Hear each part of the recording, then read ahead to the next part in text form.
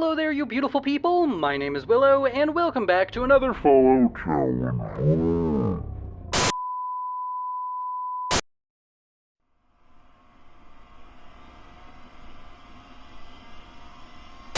Oh, where was I? Oh, man. Oh, right, we're doing a challenge run? Why do I feel so much clearer and high definition?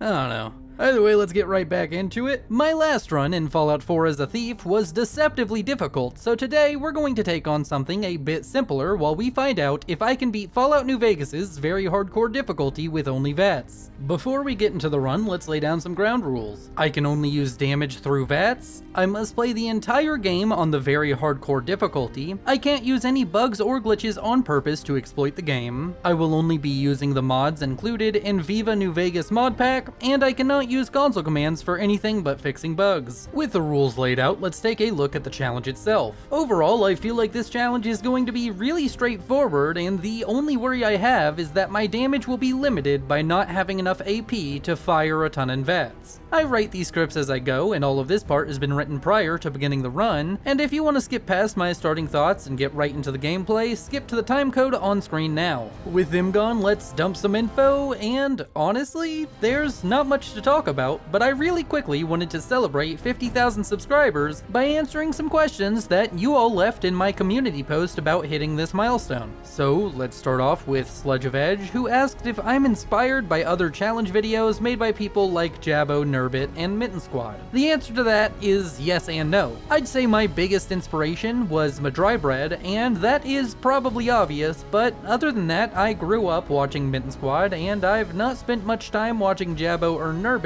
but I do really enjoy the content that I have watched. I wouldn't say I'm necessarily fully inspired by any of them, but I think they all have really cool ideas that I want to try out in the future, and I'm excited to watch more of their videos as I get more free time, especially Jabbo, as I think that his content is probably the most entertaining to me. Next up is Crusade Time, who comes with the question, which Fallout 4 DLC is my favorite? And that has to be the Automatron DLC, as I've always wanted to make robots in Fallout before it came out, and now I can. Moving on, we have Austin Gray, who asked if I'm into the lore of the Bethesda games, and the answer is yes, but not to the extent of Oxhorn or Rad King. After that, there was mostly just a ton of questions about games I should run, or specific challenge runs, and I'll just give a blanket statement here that I plan to run games like Cyberpunk, Mass Effect, and the older Elder Scrolls and Fallout games sometime in the future. Other than that, I'm not ruling out any games or runs that seem fun to me, so you could see anything in the future. Alright, so that concludes the little Q&A. Let's get back to the run. Make sure to leave a comment letting me know if you think I can beat this run, and while you're down there, make sure to like and subscribe. Jumping right into Fallout New Vegas, we get to watch an awesome cutscene which ends with Benny taking my picture before I wake up in the house of Doc Mitchell. I then give the good doctor my name before crafting a beautiful protagonist and heading over to the Vigor Tester machine where I enter my special stats, which are 3 in Strength because Robco does the heavy lifting for me, 9 in Perception to get better accuracy with Vats, 7 in Endurance because the Mojave is a rough place to live, 1 in Charisma because who needs personality when you have an aimbot, 4 in Intelligence because who needs to think with a computer on their arm, 9 in Agility for more action points, and 7 in Luck for a few perks as well as possible gambling later on in the run. With that finished up, I go take a seat on the doc's couch and answer a ton of questions before tagging the energy weapons, guns, and lockpick skills. I then take the Wild Wasteland and skilled perks before speaking with the doctor one last time and leaving his house, only to be blinded by the intense and awe-inspiring visage of these royal blue Raycon earbuds featuring this stunning galaxy-themed carrying case. I'm sure you've heard of the Raycon everyday earbuds before and thought about picking up a pair, and after giving the upgraded model a try, I have to say there is no better time than the present. I've been trying to be more active by going on regular walks, and I always struggle with earbuds falling out, and it has always frustrated me. Like, earbuds have one job, and that's to stay in my ears as I'm doing stuff, and without fail, that always happens to me, but with Raycon's ergonomic shape and gel tips, this issue is a thing of the past for me. All of that, and I haven't even mentioned just how clear and crisp everything sounds, especially when using the new active noise cancellation feature on the just launched upgraded model of the everyday earbuds. The upgrade also includes things like quick charge functionality, multi-point connectivity, and a weatherproof IP66 water resistance rating. All that being said, I'm sure you've seen ads for Raycons before, and just like me, you've probably thought to yourself, maybe I'll give those a shot one day. And if that's the case for you, there really isn't a better time to buy, as you'll be supporting my channel and getting a super affordable and quality pair of earbuds to boot, and all you need to do is click the link in the description or go to buyraycon.com/willow to get 15% off your order plus free shipping brought to you by Raycon. After being blessed by such a blinding light from Raycon, I find myself in Goodsprings, and it's here where one of my chatters said that I couldn't walk through the Deathclaws in the quarry nearby. I honestly cannot stand for such slander in my chat, so I immediately start heading over there, encountering some coyotes and scorpions along the way, which are thankfully dealt with by a combination of Vats and our good friend Victor the Securitron. I continue making my way to the quarry and start trying to sneak past all the Deathclaws, only for one of them to charge me, and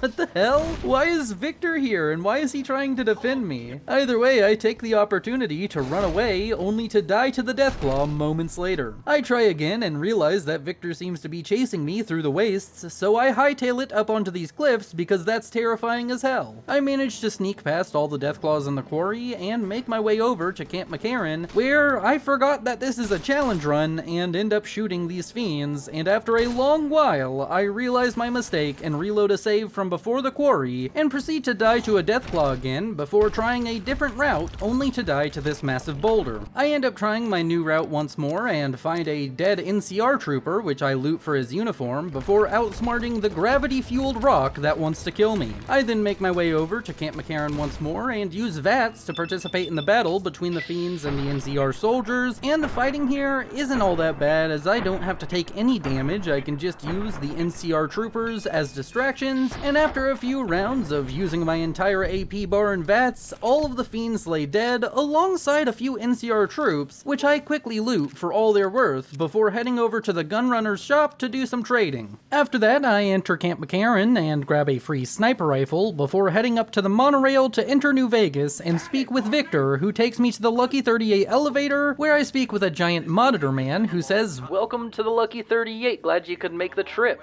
The crowning jewel in the oasis of the Vegas Strip.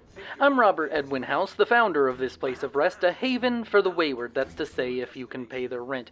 Understand that if you try to stop my plans, you'll come to harm. I ensure that every bandit standing here has just one arm." Alright, I know that that was a little bit forced and a little bit stupid, but if you don't know, that's a reference to the Stupendium song, The House Always Wins, and it's an amazing song, link in the description, go check it out. Pause right now and go listen to it. It's one of the best Fallout songs I've ever heard, and I just kind of wanted to shout it out because it's my favorite Stupendium song.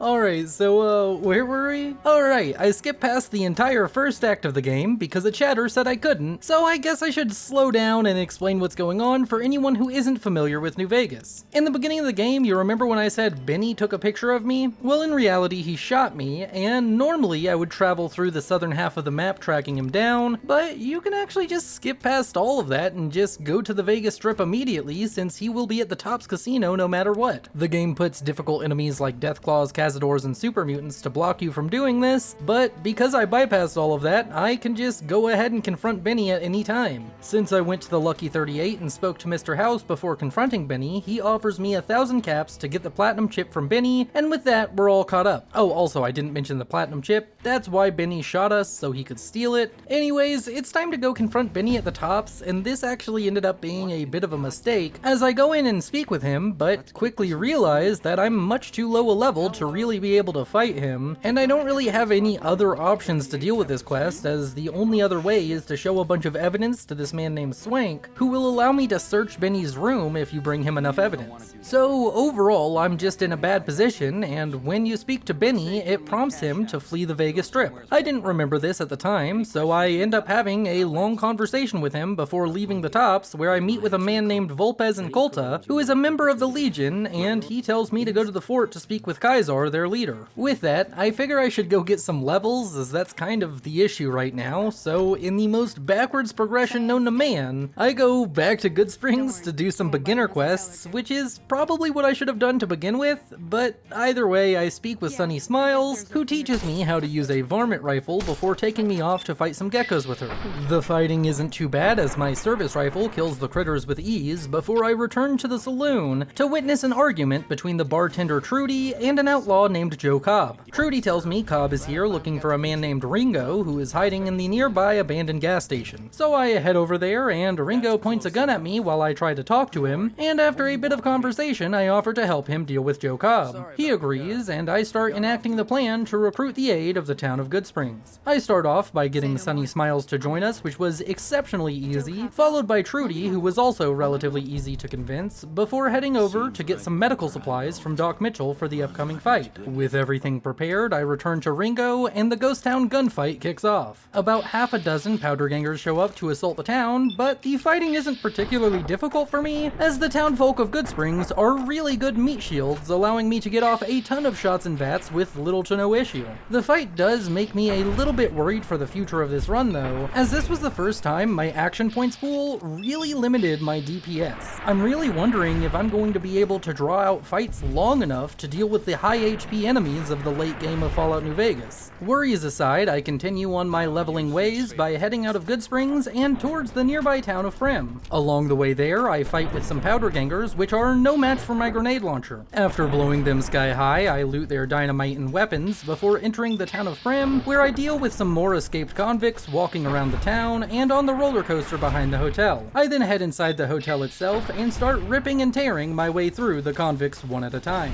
I make a healthy use of the dynamite I looted from the powder gangers earlier, and that, combined with my sturdy service rifle, is just enough to clear the inside of the hotel and save the deputy before heading into the casino, where I speak with a trader and old-timer named Johnson Nash. I then leave and continue on my path of completing quests in the absolute wrong order by heading over to Boulder City, where I tell the NCR lieutenant that I'll help him deal with his great con problem. I enter the city expecting to be able to talk with the cons, but for whatever reason, they are immediately hostile, so I just end up watching a gunfight between the cons and the NCR, as the cons are heavily outgunned and outnumbered, meaning they just fall like flies. I provide a few supporting shots and Vats before taking Benny's lighter from the corpse of Jessup and returning to the New Vegas Strip, where I realize my earlier mistake of talking to Benny too early. He's already gone, so now I have to head over to the Legion's fort to find him, so I make my way to Cottonwood Cove and oh, I forgot I was wearing the NCR armor and end up being murdered by the Legion there. Well, I go at it again, no longer wearing the NCR armor, and make my way to Kaisar's tent, where I speak with him for a while before he sends me to go clear out a bunker underneath the fort. He says once I do, I'll be rewarded with the privilege of choosing how Benny dies. So I head over to the bunker and get my weapons back from the Legion before speaking with House on this giant monitor, where he tells me to go use the chip to activate the bunker, and that conveniently he can't turn off the security systems inside the bunker. I then start slogging through a slow and painful combat section against a bunch of protectrons and turrets, and while I don't end up dying at any point,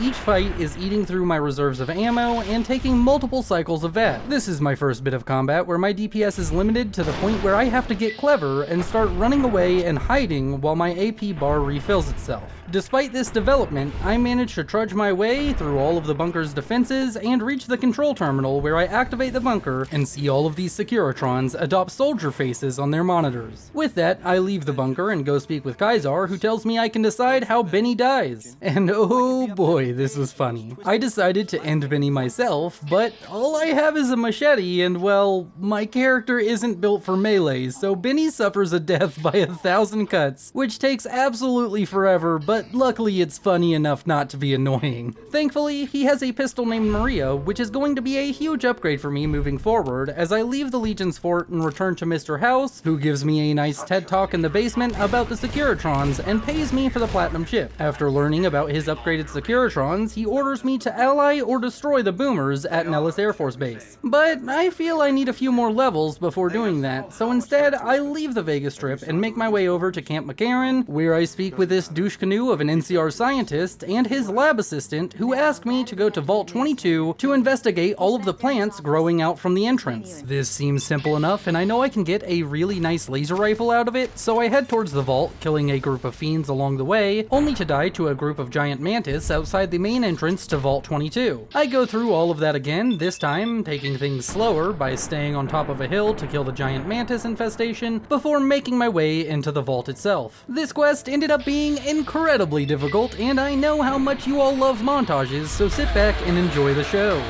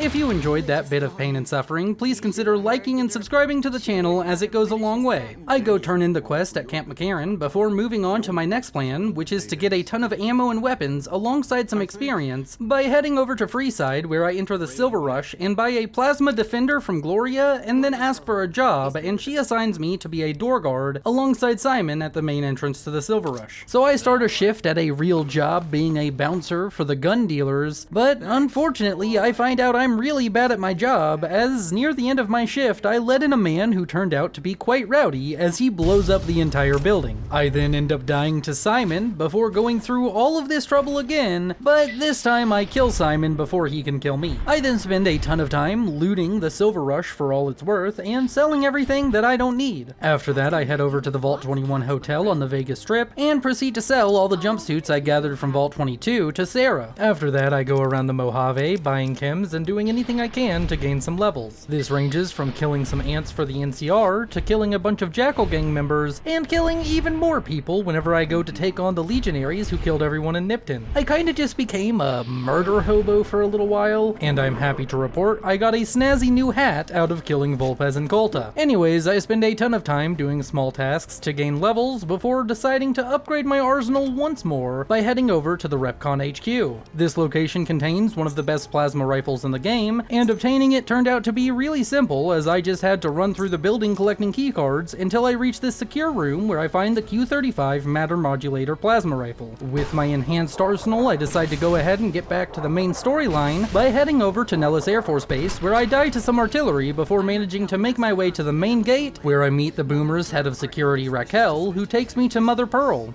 Pearl then asks me to help out the Boomers and gives me free reign to come and go from the base at will. I then go around the base getting a history lesson from a child, getting a quest to repair some solar panels from an old man, and steal a ton of scrap metal, which I give back to a boomer named Jack. This gives me some reputation with the Boomers, getting me to the accepted level before I head off to speak with Raquel, who asks me to clear out some ants from the nearby generator room, which I promptly go and do. The combat inside the generator room was trivial because the ants are just too slow to reach me before I kill them, so a bit of quality time with my battle rifle and some patience waiting for my AP bar to refill manages to kill all of the ants before before I report back to Raquel. This completes the quest, and I turn my sights to the sun. Glory to the sun and the power given by thine great powerful light. Anyways, I head over to Helios 1 and get replacement parts for the solar panels, only to nearly die to a Legion assassination squad on the way. Luckily, I managed to lure the Legionnaires over to a few Viper gang members and a passing merchant to help me kill them. Once they're all dead, I grab all the repair parts and return to Nellis Air Force Base, where I repair all of the solar panels before speaking with Loyal, completing the quest. This gives me the idolized status with the Boomers, which allows me to speak with Pearl, who tells me to go speak with Loyal, who tells me to go swim in a nearby lake for him. I head over to the lake and install some pontoons underneath the wings of a sunken bomber before watching the old plane rocket up to the surface of the lake. I then return to the Boomers and complete the quest, which secures me the Boomers' support in the upcoming battle for Hoover Dam. I then head back to the Lucky 38 and speak with Mr. House, letting him know I've gained the Boomers as an ally, and he tells me I need to go check on one of his casinos as he suspects they're plotting against him. I then head over to Gamora and spend a long time confused on what I need to do before speaking with this man named Kashino, and after a little while I realize I need to pickpocket his diary off him and use it as leverage to find out what's going on in the casino. After doing just that, he sends me to check out a couple of people working for the leaders of the casino, and I start off by heading over to this guy named Clandon, but get absolutely nowhere with him before speaking with another man named Troik, who is an arms dealer, and he says that he'll help me if I can get him out of his contract with the bosses. So I head up to the boss and convince him that if he lets Troik out of the contract, that Troik will be able to source him more guns for a cheaper price. I then return to Troik and he gives me some thermite and the location of the weapons he's stashed in the casino. I then head into the stash and place all the thermite before blowing it up. After that, I speak with Kachino, who says that the bosses want to talk to me and that we should kill the bosses so he can take over. I head into the meeting with the bosses and take a seat on the couch, only to die a few moments later when the bosses try and kill me. On my next attempt, I don't bother with talking and just start fighting the bosses. It's a tense fight, but after a few rounds of Vats, I manage to down both of them and complete the quest with Kashino before returning to the Lucky 38, where Mr. House says I need to kill the Brotherhood of Steel for him. In order to kill the Brotherhood of Steel, I'm gonna have to do some quests, so instead of heading right to their bunker, I head out into the Mojave to collect some quest items for the Brotherhood. Earlier in the run, when I got that Q35 plasma rifle, I grabbed one of 3 mission holotapes from some dead Brotherhood members. I'm going to need all 3, so next up I run to the ruins outside of Nellis Air Force Base to grab the second one, before fighting my way through a bunch of centaurs to grab the third and final holotape near Black Mountain. I then head over to the Brotherhood's bunker, where I get taken hostage in order to go deal with an NCR Ranger. I then proceed to destroy the Ranger's radio before making my way back inside the Brotherhood's bunker. I then spend a long while doing various things in the bunkers, such as plotting an overthrow, fixing a computer virus, and learning about the rules of the Brotherhood. After doing all of this, I inform Paladin Hardin that he can get Elder McNamara ousted for breaking the chains that bind. He does just that and sends me to wipe out the Van Graffs at the Silver Rush,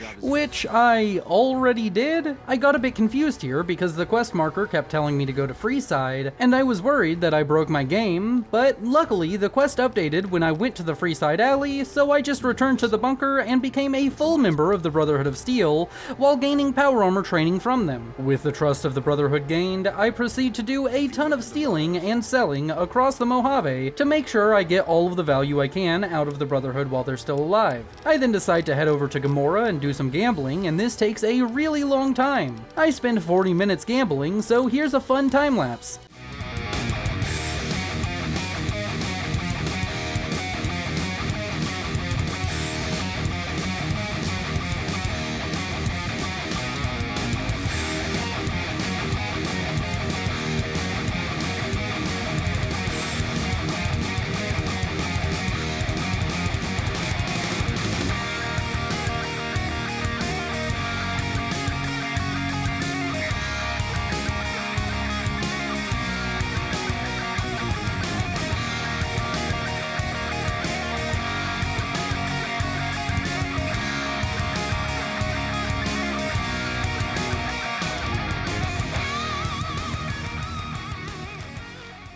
After getting kicked out of Gamora for making too many caps at the blackjack table, I run over to the New Vegas Medical Clinic and proceed to buy a ton of implants, including both the regeneration and subdermal armor ones. I then decide to return to the Brotherhood bunker and pickpocket 3 keycards from the leaders of the faction before setting the bunker to self-destruct. Now all I have to do is run for my life, and I'm dead.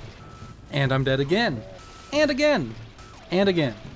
Well, after a lot of suffering, I managed to make my way out of the bunker in time for it to explode behind me. I then returned to Mr. House, who praises me for killing the Brotherhood before telling me to rush over to Hoover Dam, as the president is coming at any moment and I need to stop him from being assassinated. With this serious and time-sensitive mission on my hands, I decide now is the best time to go mess with a satellite on the southern side of the map and start the Old World Blues DLC. Yep, that's right, we're gonna do my favorite DLC in New Vegas because I want stronger energy weapons. Make sure to like and subscribe if you're enjoying this video, and let's jump right into it. I start off by watching the intro cinematic before waking up on the balcony of a tower surrounded by some sort of force field. I then enter the tower to find an apartment, but there's really not much to do in here, so I head down into the think tank and meet 5 robots controlled by brains. It turns out they're a bunch of pre-war scientists, and I absolutely love some of their dialogue, so here's the highlights. And are those penises I see wriggling on its feet? Disgusting. Whoosh! That is the sound of flushing. This is turning out much better than the activate the retreat protocols and cower in my room idea I had earlier. What illogic is this? Keep your filthy penis-tipped feet out of my labs and secrets. What is this, a high school science fair? Get your act together. You're making us look like a collection of round earthers. You're always yelling. My receptors can't take it anymore. And neither can my feelings. What is he doing? I think he's sunjaculating into the gun. Getting it warmed up.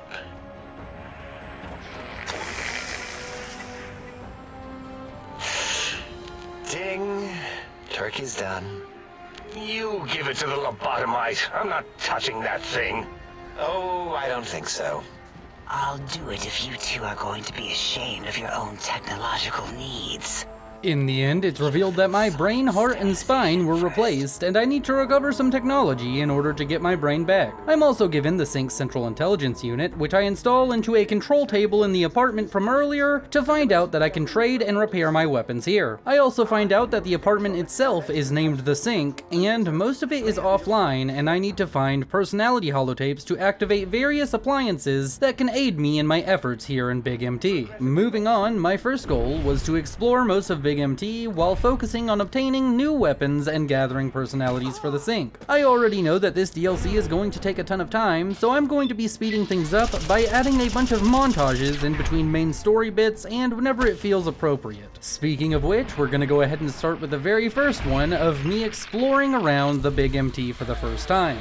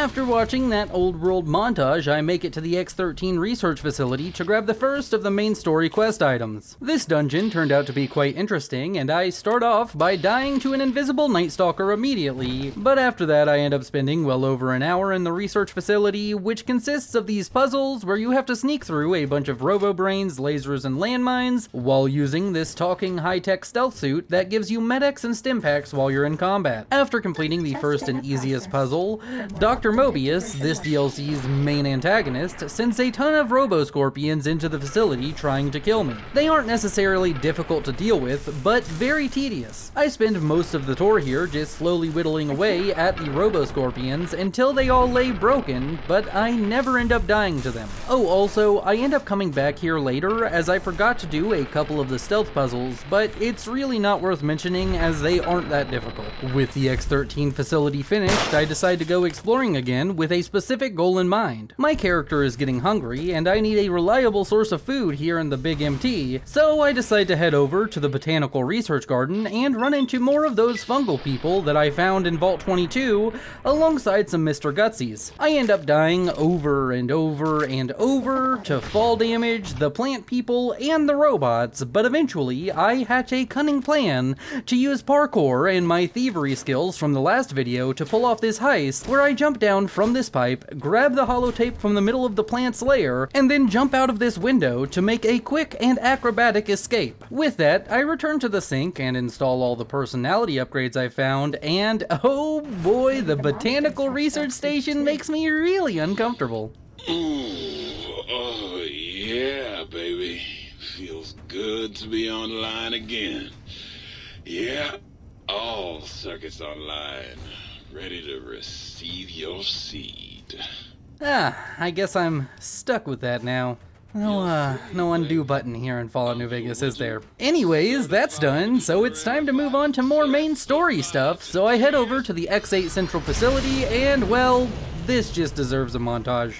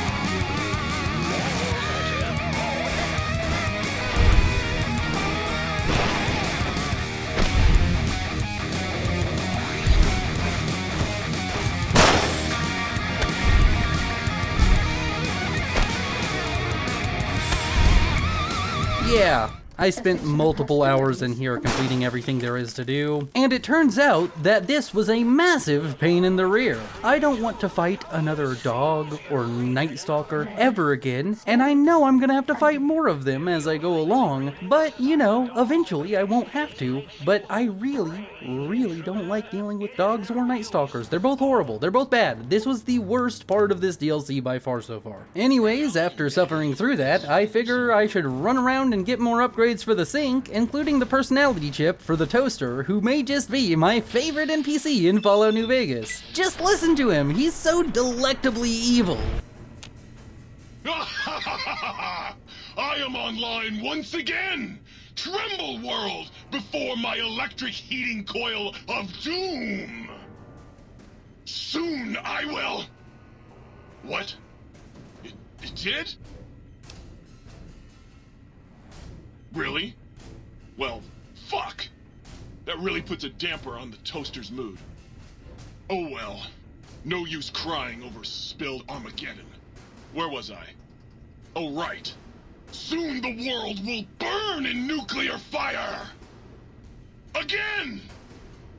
Anyways, I go grab the final piece of tech for the think tank, and it really wasn't too much to talk about, except for this awesome boxing match between two Protectrons. After watching the Robo Championships of the year, I grab the X2 antenna, and then go all around Big MT collecting the remaining personality chips, and this involves fighting Cazadors, Night Stalkers, and these absolutely terrifying Securitrons. I get this huge jump scare moment, which was pretty funny. This DLC has drained me of all resources.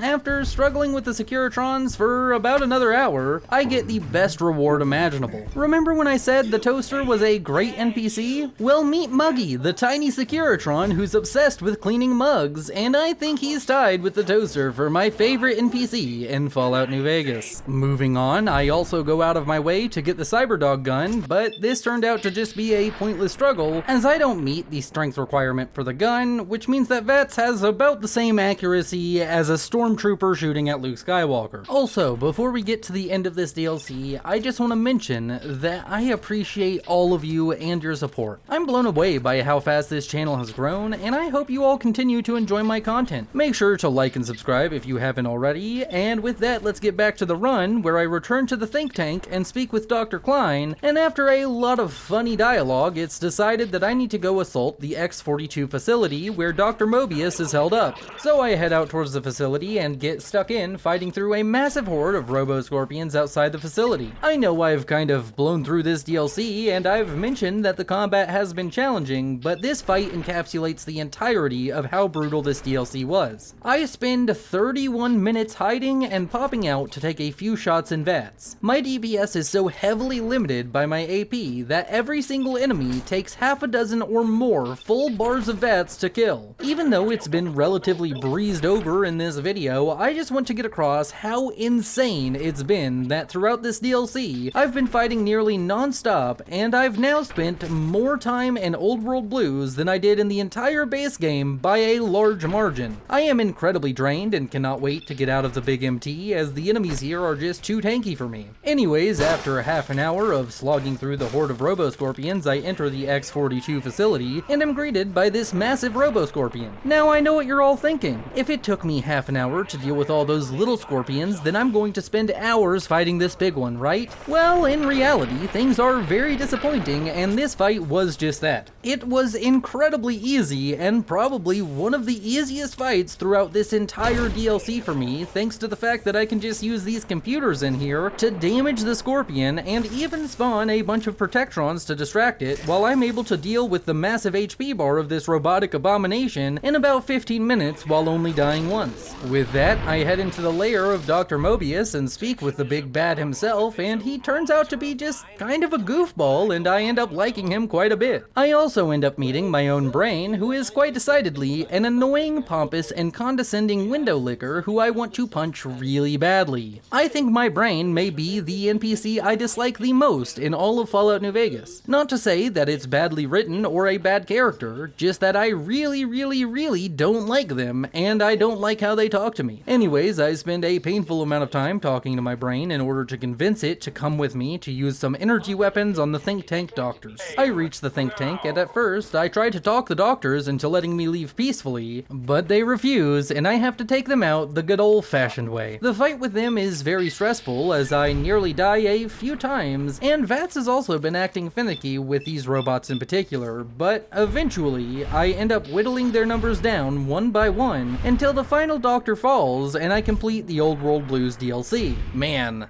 that was a slog, but incredibly fun, and I'll have to try and beat the other DLCs in later runs. But for now, I think it's time for me to return to the Mojave and complete the Fallout New Vegas main storyline. Once back in the Mojave, I spend a long time running around and preparing, doing the standard trading for things I couldn't get in the Big MT, you know, all of that boring stuff you gotta do in between all the fighty bits of the video game. I don't know why I'm talking all weird. Why is this in the video? We're keeping it. Screw screw it. Let's keep going. Eventually I do end up getting back to that very time-sensitive tab. Man, I can't talk. Okay, well, this is the part of the video where Willow just completely loses it. Oh yeah, I was watching this Willow video and he just like, the 40-minute mark just lost his freaking mind. Couldn't talk, couldn't do anything right. Oh, what am I gonna do? Oh my lord, okay, whatever. Eventually I do get back to Mr. House, you know, that time-sensitive thing he gave me like, I don't know, a month ago to save the president. Yeah, so I head over to the dam and speak with this ranger who says I can help with the Can't even talk correctly. Oh man, I don't know why I'm putting this in the video, but I am, and you're listening to it and watching it. You're beautiful, you know that? Alright, let me reset and get back to this. Anyways, I go speak with this ranger who says I can help protect the president, and I then proceed to die to another ranger because I got too close to him and he has some personal boundary issues. I look around and find all the ways the president could be assassinated before talking to the ranger and letting him know I'm ready for the president to show up. The president arrives by vertibird and I end up saving his life by pickpocketing the detonator off this engineer after he plants this bomb, and I almost let the president die because I couldn't get to the Legion sniper in time, but luckily for me, he was a really poor shot and the rangers killed him before he could kill the president. With the president saved, I return to Mr. House, who gives me some glowing praise before sending me off to mess with some power station for him. But before going to do that, I realized my wallet was getting quite thin, so I decide to go gamble at the Tops Casino until I get kicked out of there, so here's another gambling montage.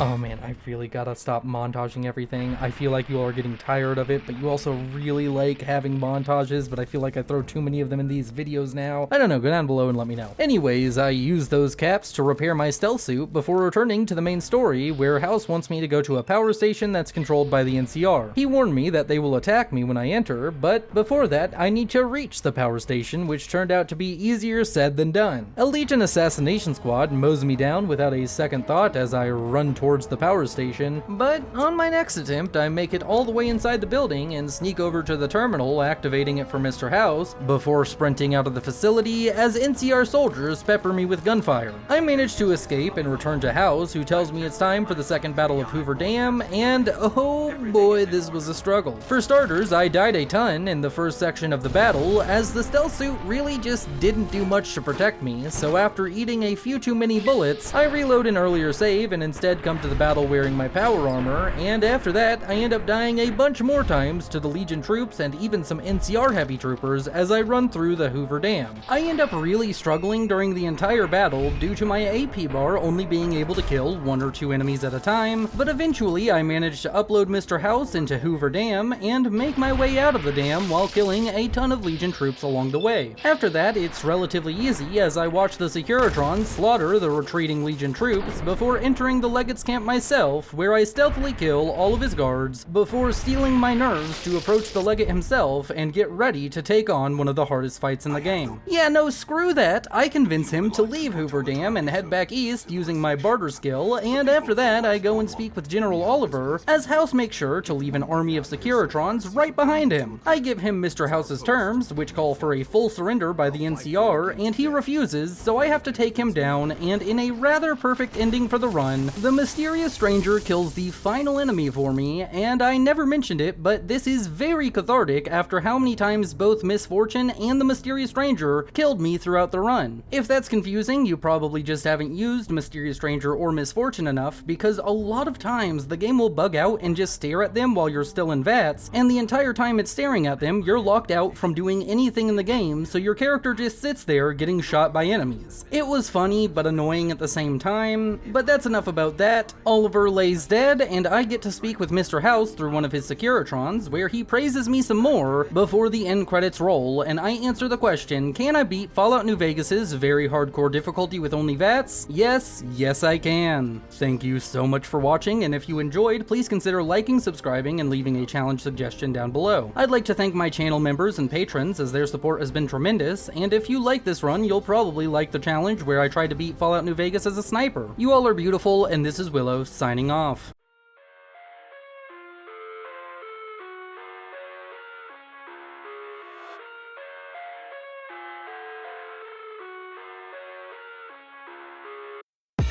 I live inside my own world of make-believe. Kids screaming in the cradles, profanities.